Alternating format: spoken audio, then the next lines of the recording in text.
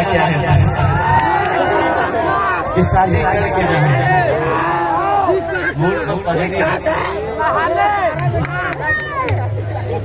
पसंद है, पसंद आते देख ले बेटा कहीं छोड़ मत देवे नदी नरवा में।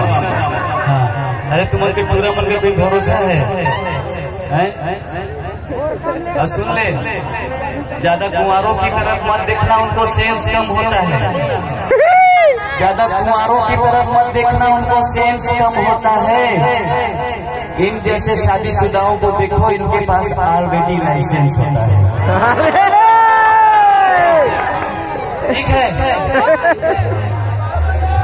कि